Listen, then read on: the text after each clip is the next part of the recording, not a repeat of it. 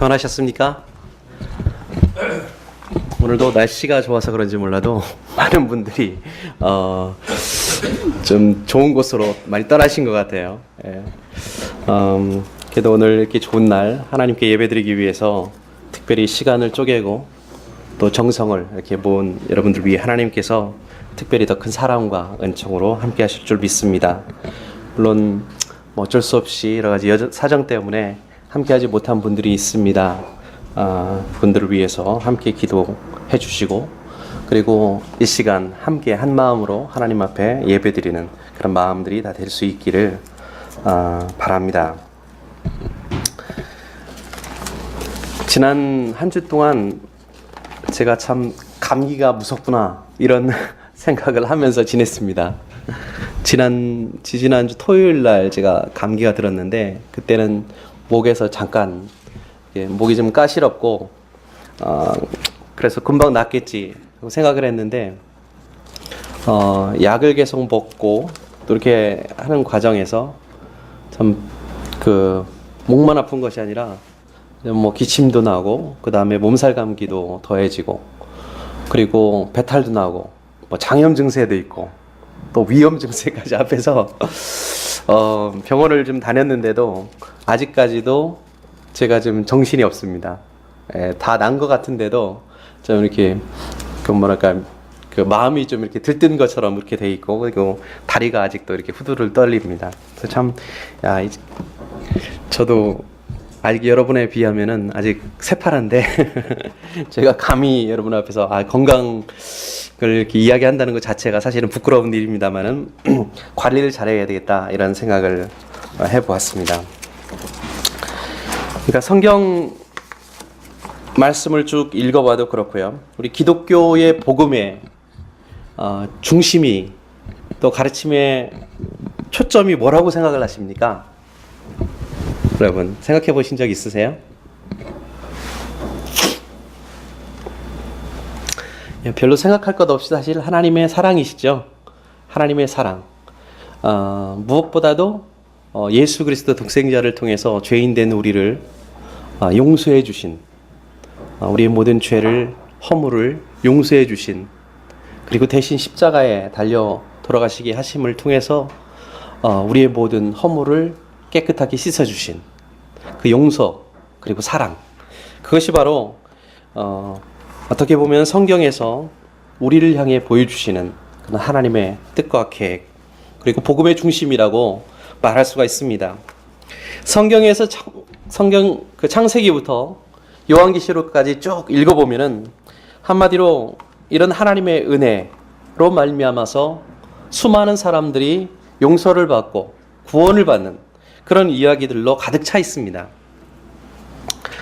성경에는 한마디로 하나님께서 죄인된 인간을 사랑하시는 이야기들을 담고 있습니다. 하나님께서는 이 말씀 속에서 하나님의 사랑만 이야기하시는 것이 아니시죠.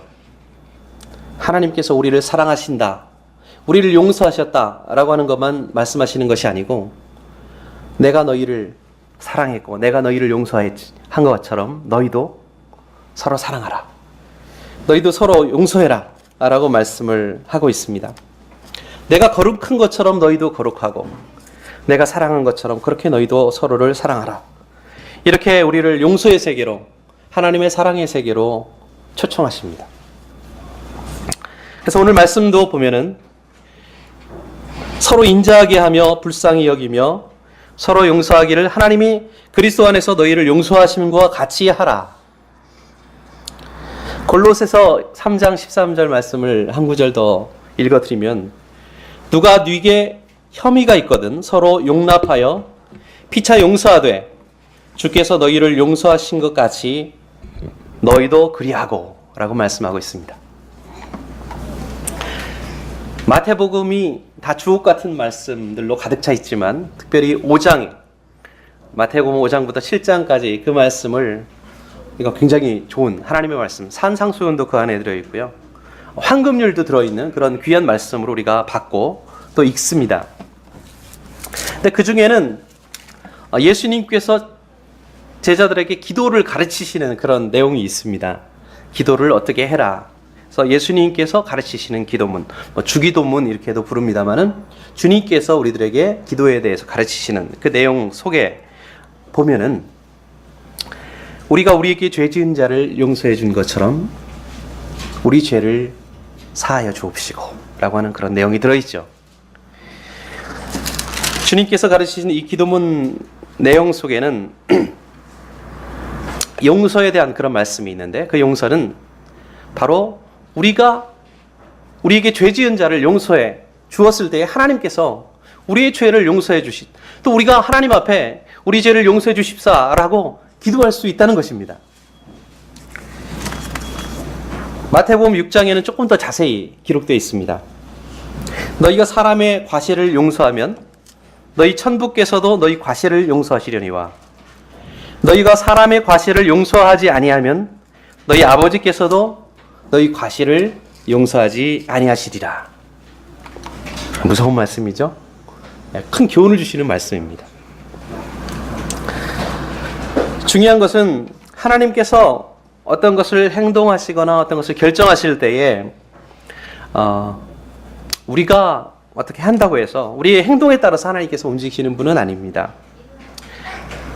내가 다른 사람을 용서하는 것이 곧 하나님께서 우리를 용서하시도록 만드는, 강압적으로 우리가 만드는 그런 것은 아닙니다. 누군가를 용서한다라고 하는 것은 용서의 조건입니다. 그래서 다시 말하면은 그것은 우리가 더 큰 용서를 받았기 때문에 우리가 용서를 하는 거지, 우리가 용서받기 위해서 다른 사람을 용서해라 라고 하는 그런 말씀은 아닌 겁니다. 누구나 우리 스스로의 모습을 발견하게 될 때, 나 자신의 어떤 죄악성, 내가 정말 용서가 필요한 존재다 라고 하는 것을 깨닫게 될 때에 다른 사람의 죄를 용서해 줄 수밖에 없습니다. 다른 사람의 죄를 용서하지 못한다는 것은 무엇입니까? 그것은 바로 내 자신의 죄를 깨닫지 못했다 라고 하는 것을 의미합니다. 아마 그렇게 생각하시는 분들이 있을지도 모르겠습니다. 내가 겪은 일을 당신은 몰라서 그래. 나와 똑같은 그 상황을 겪어보면 그 사람한테 내가 당한 것 같이 똑같이 당해보면 아마 그런 얘기는 할 수 없을걸. 용서란 말은 입 밖에도 내지 못할걸 이라고 생각하시는 분이 있을지도 모르겠습니다. 나같이 똑같은 그런 경험을 해보지 않고는 나한테 용서해라 마라 이럴 자격이 없다 라고 생각할 수 있을지도 모르겠습니다. 사실 저는 여러분 삶 속에서, 경험 속에서 겪었던 그런 여러 가지 사건들을 다 겪어보지 못했습니다. 그 속에서 참 고통스러웠고, 또 참 남들이 당하지 못했던 그런 어떤 정말 남들은 당하지 못할 그런 어떤 큰 일을 경험했던 그런 일들도 잘 알지 못합니다. 그래서 쉽게 저도 그 마음을 잘 이해합니다, 저도 그 마음 다 압니다 라고 말씀드리는 것조차 조심스럽습니다. 그러나 용서한다고 하는 것은 무엇일까요? 용서한다고 하는 것은 남을 위해서 용서하라는 말이 아니죠. 누구를 위해서 용서하라는 것이 아니고, 용서한다고 하는 것은 나 자신을 위해서, 나를 위해서 해야 된다라고 하는 것입니다. 그래서 오늘 성경 말씀을 통해서 제가 함께 나누고 싶은 내용은 바로 과연 용서한다고 하는 것이 무엇인지, 그리고 또 무엇을 용서해야 하는지, 어떻게 용서해야 되는지 라고 하는 것을 함께 하나님 말씀과 그리고 삶의 여러 가지 예화들, 이야기들을 통해서 함께 조명하는 시간을 갖기를 원합니다. 우리 마음속에 숨겨져 있는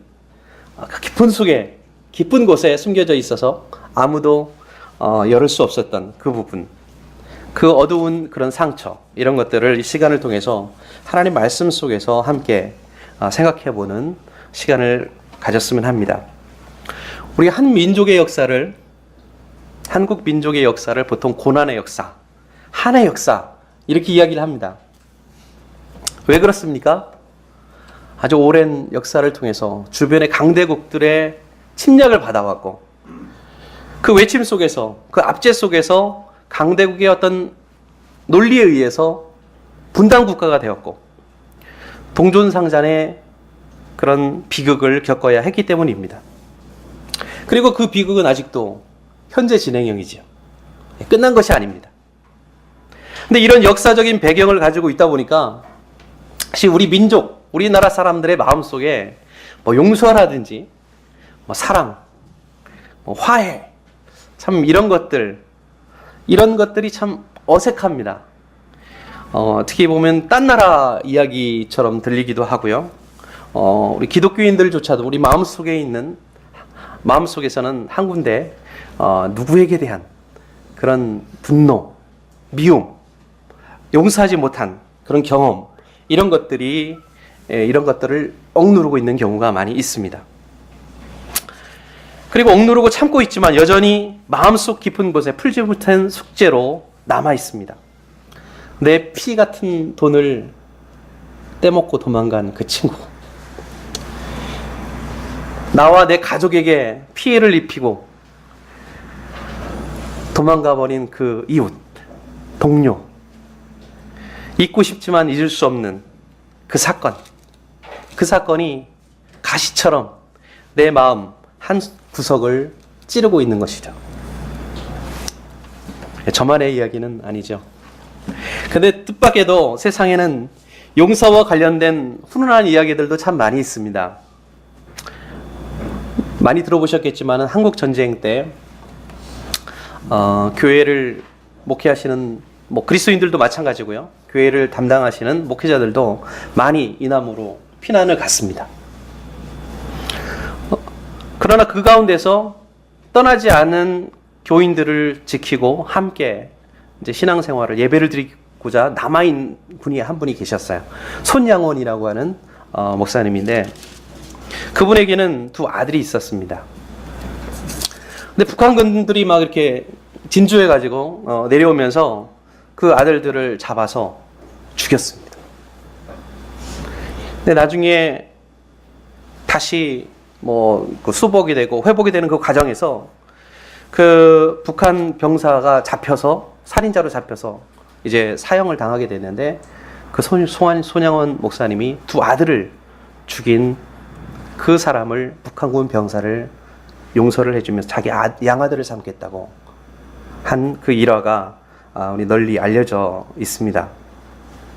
제가 얼마 전에 어떤 기사를 봤는데 77살 된 노인이 이제 병원에서 이렇게 누워서 거의 이제 노안으로 이제 죽어가는데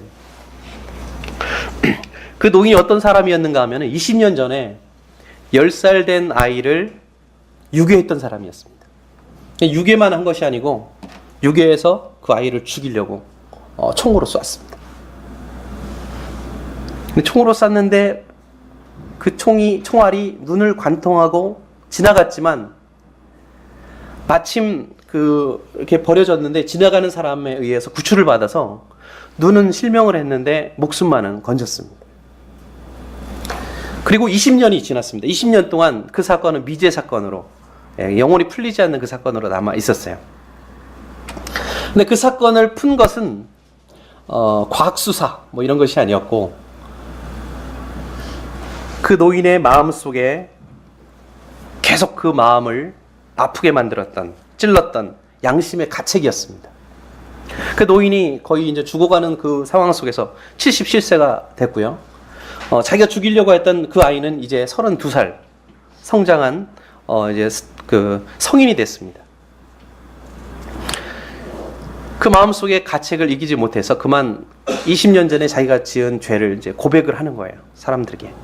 그래서 그 뉴스에 나가고 기사에 나가고 해서 그 기사를 본 그 32살짜리 그 성인이 된 죽을 뻔한 그 아이가, 유괴당했던 그 아이가 그 사람을 찾아왔습니다. 그리고 그 사람에게 어떻게 했을까요? 여러분 같으면 어떻게 했겠습니까?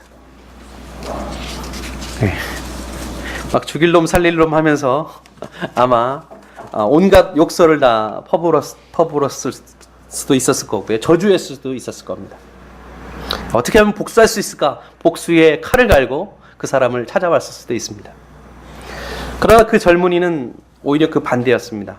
자기를 유괴해서 총으로 쏴서 눈까지 실명시킨 그 사람을 위해서 그 젊은이는 기도를 합니다. 예수 그리스도께서 나의 삶을 변화시켰던 것처럼 당신의 삶도 변화시키기를 원합니다. 라고 하나님 앞에 기도를 하는 것입니다. 그리고 그에게 복음을 전하고 자신을 죽이려고 했던 그 사람의 손을 잡고 악수를 하면서 용서를 해주었습니다. 사실 정말 말로 형용할 수 없는 이보다 더한 일도 당한 사람이 있겠죠.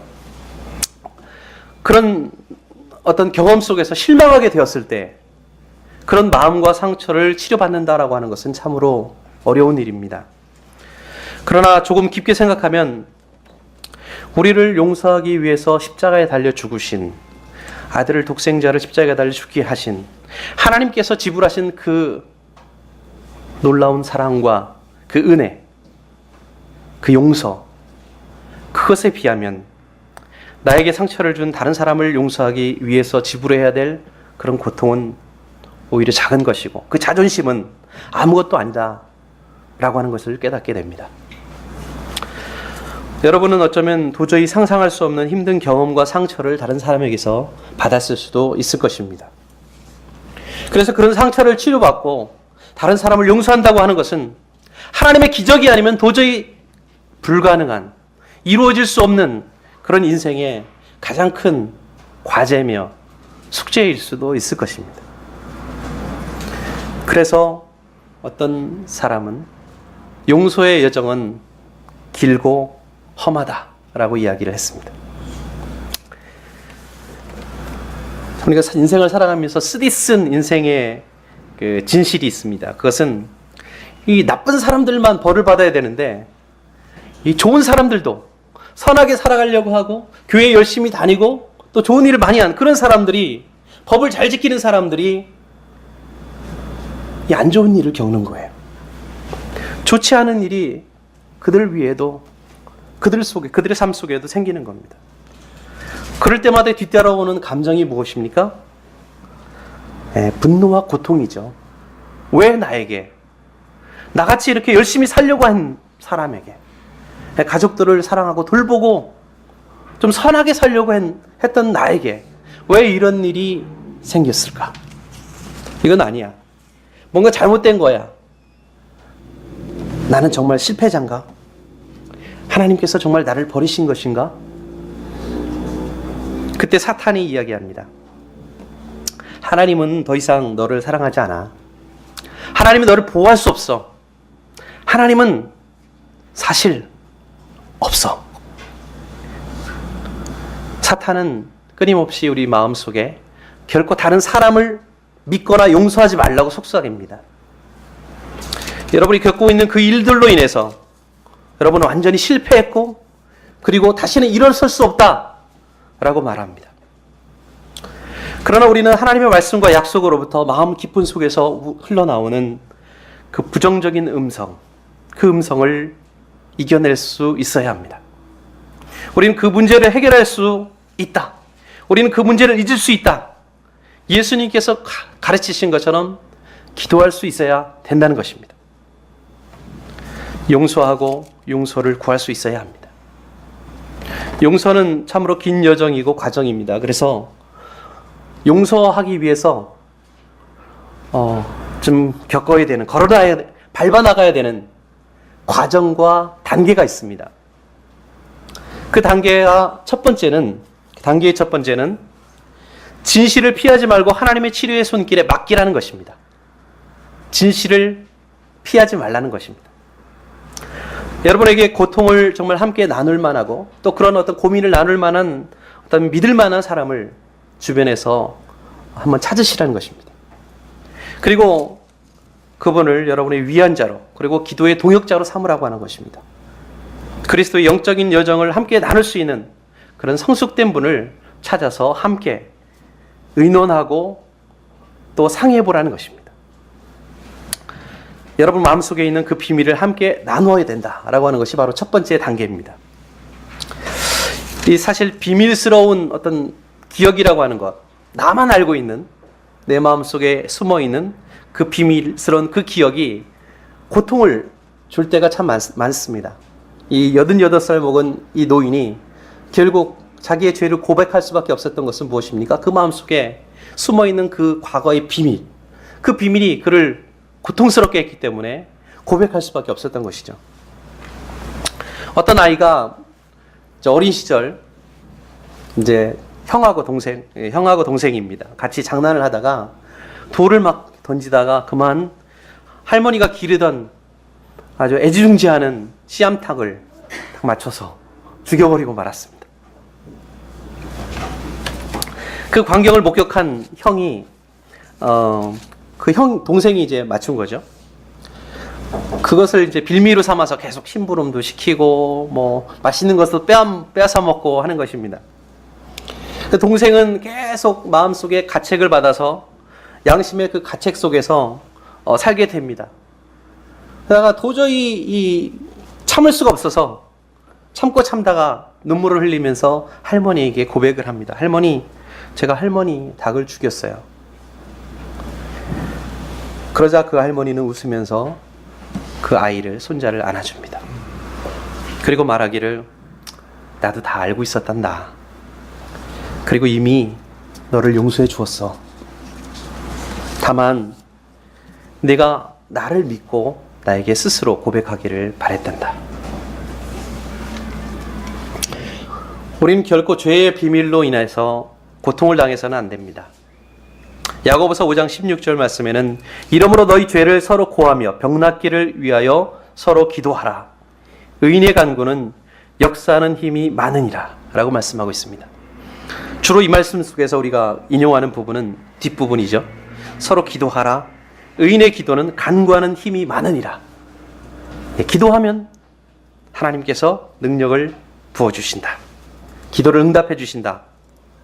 그러나 그 앞부분에 너희 죄를 서로 고하라 라고 하는 이 부분은 간구하는 경우가 많습니다. 우리가 서로 고백해야 하는 것은 죄뿐만이 아닙니다. 우리 마음속에 들어있는 숨어있는 두려움, 그 두려움, 부끄러움, 이런 것도 역시 하나님의 은혜의 빛으로 꺼내 놓아야 합니다. 말하기 힘든 그런 과거의 여러 가지 마음속에 숨어있는 일들을 내어놓고 함께 기도할 때에 바로 하나님의 놀라운 기도의 응답의 역사가 나타난다고 오늘 말씀하고 있는 것입니다. 두 번째로, 충분히 슬퍼하라. 다른 사람으로 인해서 여러분의 소중한 것, 보물, 귀한 것, 안전, 평화, 기쁨, 이런 것들이 빼앗겼을 때 여러분들은 어떻게 반응하십니까? 물론 화가 나죠. 내 이 귀한 것을 저 사람이 뺏어갔다.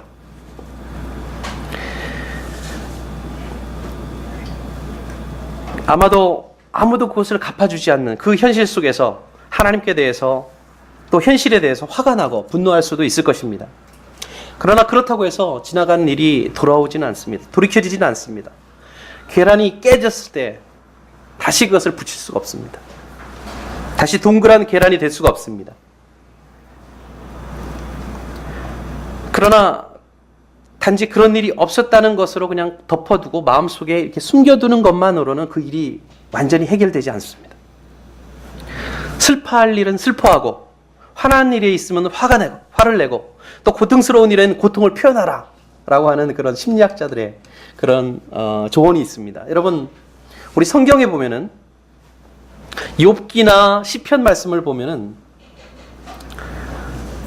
하나님께서 의롭다고 하신 다윗, 또 하나님께서 의롭다고 하신 욥, 이런 사람들이 하나님께 어떻게 반응합니까? 주로 하나님을 찬양하고 하나님께 영광을 돌리기도 하지만 때로는 하나님, 내가 너무 이렇게 고통스럽고 힘듭니다. 왜 이런 고난을 나한테 주십니까? 라고 하면서 하나님을 때로는 원망 섞인 그런 기도를 하나님 앞에 할 때도 있고요. 또 심지어는 나에게 저 고통 준 저 사람에게 하나님 벌을 주십시오 저주의 기도를 할 때도 있습니다. 성경에도 그런 내용들이 있습니다. 그럼 그 말씀들을 우리가 읽고 우리도 저주해라, 뭐 이런 하나님께 불평불만해라, 이런 꼭 이렇게 받아들일 필요는 없겠지만요, 성경은 그만큼 우리의 삶의 문제, 우리의 생활 깊은 곳에 들어있는 그런 감정의 문제, 이런 것들도 다루고 있다는 것입니다. 그런 문제에 대해서 하나님께서는 적어도 하나님께 대한 신뢰와 하나님을 믿는 그 우리의 기본적인 그 신앙이 흔들리지 않는 이상 우리의 감정과 우리의 마음 깊은 속의 그 고뇌를 얼마든지 하나님께 표현할 수가 있고, 하나님께서는 그것을 들어주신다는 것입니다. 세 번째로 생각할 것은 되도록 빨리 마음속에 분노의 불을 꺼라 하는 것입니다. 어떤 여자분이 자기 친구가 자기에게 잘못을 해서 무척 화가 나 있었습니다. 겉으로는 아닌 척 이렇게 합니다. 별로 화도 안 내고요. 남편에게도 이야기를 안 합니다. 그러나 참다가 결국 그 남편에게 여보, 나 그 사람이 정말 미워 라고 표현을 했습니다. 그 남편이 이야기합니다. 나도 벌써 다 알고 있었어.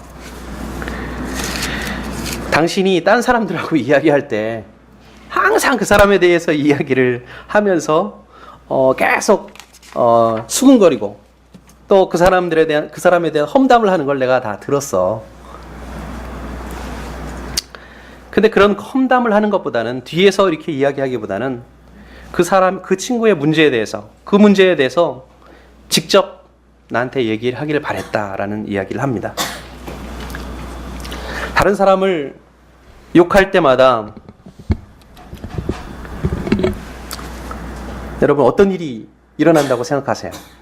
다른 사람의 험담을 할 때 여러분 마음속에 숨어있는 그 사람에 대한 그런 분노가 사라지진 않죠. 그런 이야기를 할 때마다 점점 그것이 커집니다. 점점 더 부추겨지고 더 확대되는 경향이 있습니다.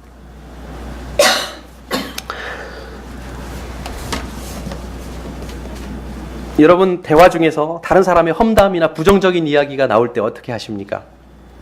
어떤 경우에는 참 옆에서 같이 듣고 있기도 부담스러운 그런 경우가 있죠.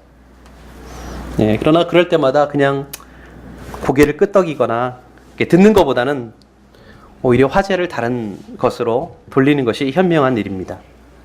부정적인 이야기나 험담을 들으면 들을수록 사실 우리의 마음, 우리의 영혼, 이것도 역시 같이 파멸되기 때문입니다. 네 번째로 용서를 선택해라 라는 것입니다.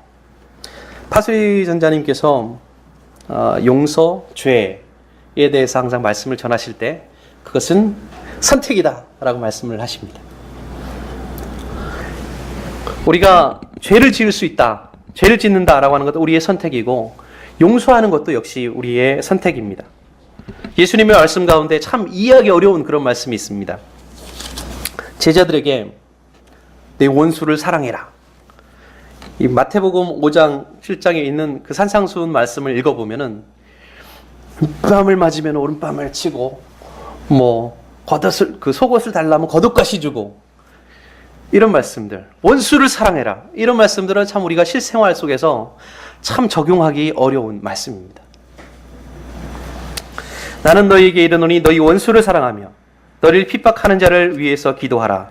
이렇게 한즉 하늘에 계신 너희 아버지 아들이 되리니 이는 하나님이 그 해를 악인과 선인에게 비추게 하시며 비를 의로운 자와 불의한 자에게 내리우심이니라.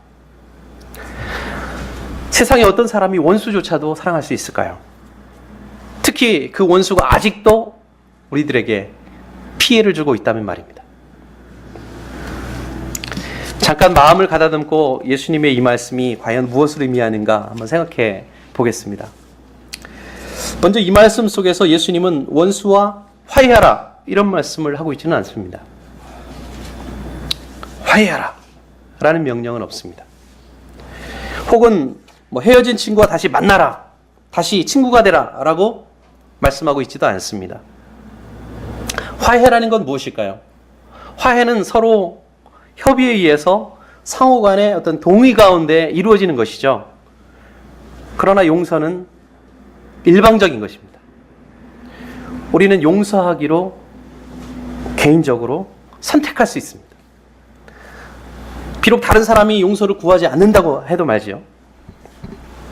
심지어 우리가 용서의 결정을 그 사람이 막 조롱하고 비웃는다 할지라도 우리는 용서를 선택할 수 있습니다. 용서를 선택함으로 다른 사람이 우리들에게 감정적으로 어떤 영적으로 진 그 빛을 우리 스스로 끝낼 수 있다는 것입니다. 마감할 수 있다는 것입니다. 우리는 정직하지 않은 우리 부하 직원을 용서할 수 있습니다. 그러나 그것이 곧 그 사람을 복직시켜야 된다라는 것을 의미하지는 않습니다. 여러분은 바람 피운 남편을 용서할 수 있습니다.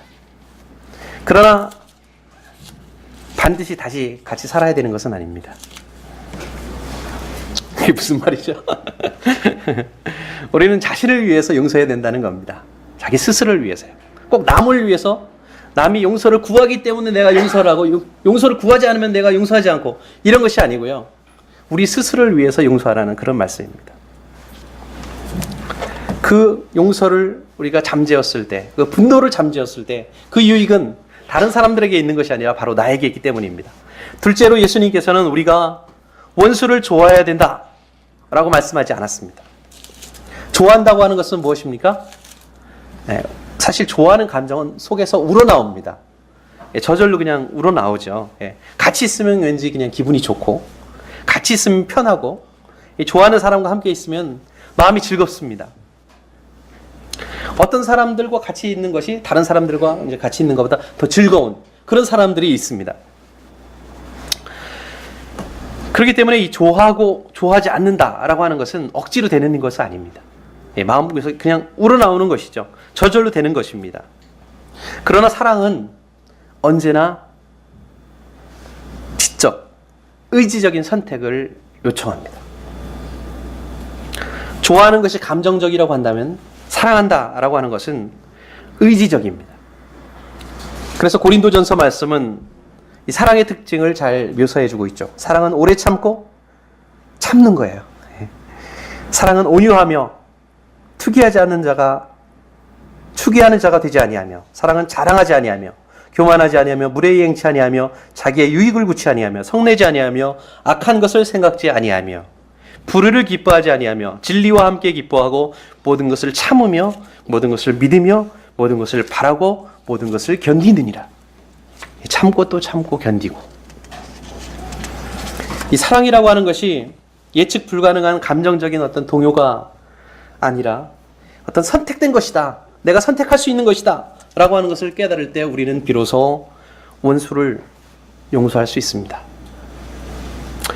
우리는 똑같이 대항하지 않고 똑같이 복수하지 않기로 선택할 수 있습니다. 원수 갚는 것을 거부할 수 있습니다. 악으로 악을 갚지 않고 오히려 선한 일을 도모할 수가 있는 거예요. 마지막으로 나에게 잘못을 저지른 사람을 기도하라 라고 하는 것이 다섯 번째 단계입니다. 예수님께서는 원수를 사랑하고 핍박하는 자를 위해서 기도하라 이렇게 말씀을 하셨죠. 그러면 우리가 어떻게 된다고요? 하나님의 아들이 된다 라고 말씀합니다. 주일학교에서 한 아이가 원수를 사랑하라 라는 그 말씀을 이제 배웁니다. 선생님이 너 원수를 위해서 기도해 봤니? 라고 물었습니다. 그러자 그 어린아이가 지난주에 어떤 아이가 저한테 모래를 막 뿌렸어요. 그래서 그 아이를 위해서 기도했어요.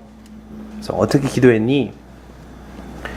그 아이가 죽어버렸으면 좋겠다고 기도했어요. 이게 보통 사람들 마음속에 있는 갈등입니다.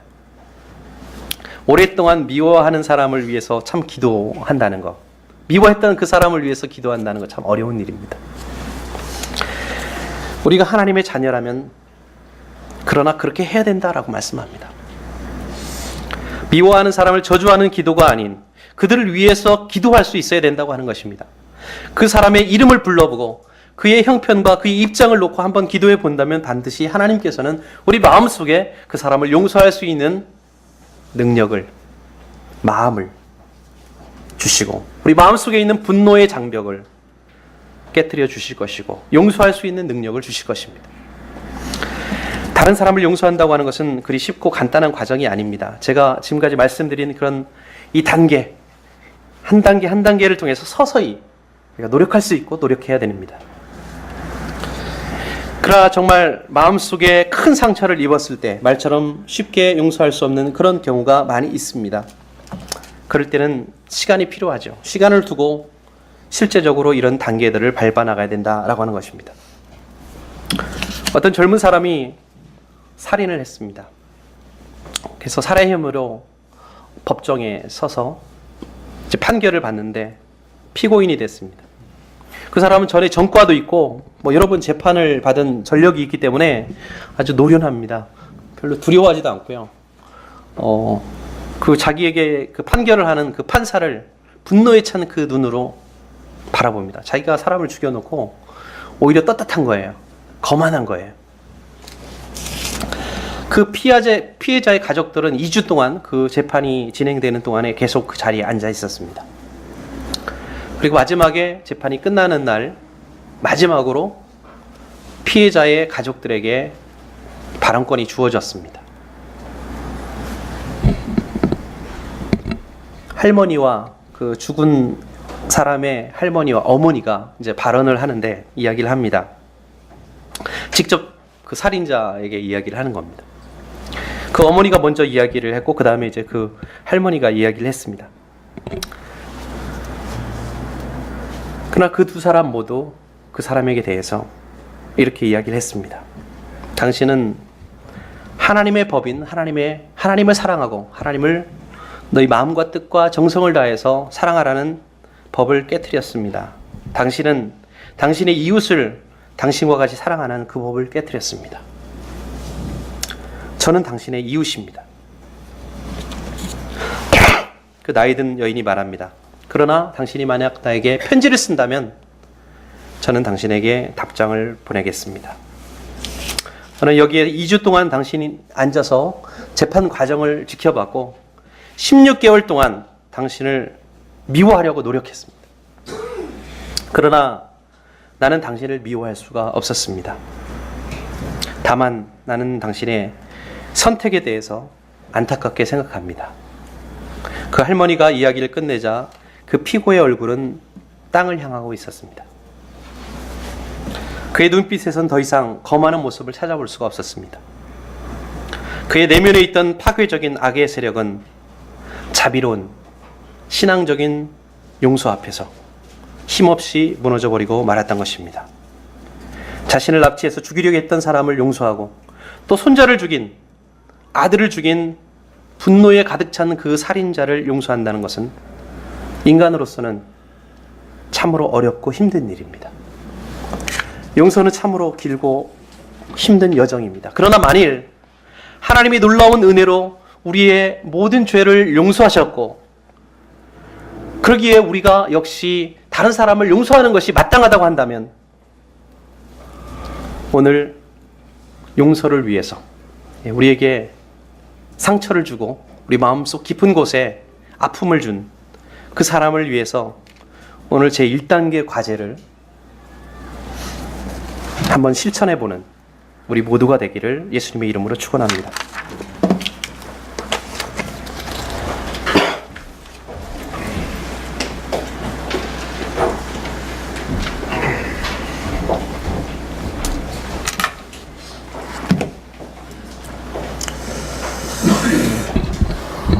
말씀을 전하신 함동수 선생님께 감사드리고 천청산성 450장 불신 연휴에 함동수 선생님의 회의기로 모두 일제 마치겠습니다.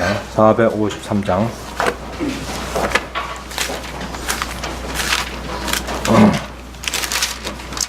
주는 나를 기르시는 목자여 나는 주의 귀한 어린 양 푸른 볼밭 맑은 시냇 물가로 나를 인도하여 주신다. 주는 나의 좋은 목자, 나는 그의 어린 양. 저를 따라 걸을 먹여주시니 내게 부족함 전혀 없소라.